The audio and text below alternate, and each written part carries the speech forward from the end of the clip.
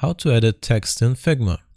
So let's say we have our text box here, and the way we edit it is we just click on it, and now if you look over to the right hand side, just make sure you're in design, not prototype here.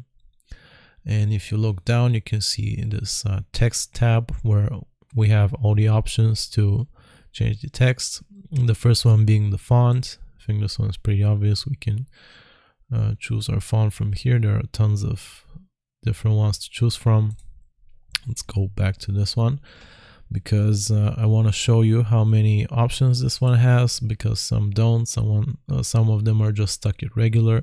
This one has a ton of different text weights, like you can go from thin all the way to black, or you have the same options in italic as well.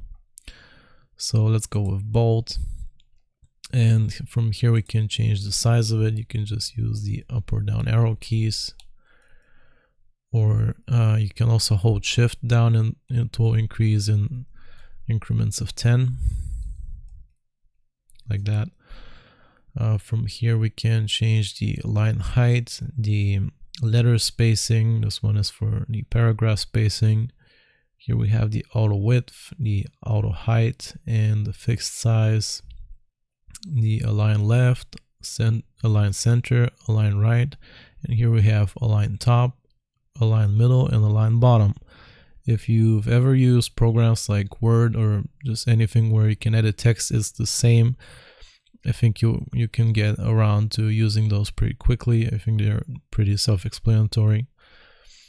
So if we look here to the right side, we can see we have type settings under these three dots. So if you click on these, you will see some further settings, like this one. It even gives you a little preview. This one is for underlining text, or just strike through, which is a line that goes through the whole text. You can change the all letters to uppercase letters or lowercase letters, or only the first ones to be the title case, and so on.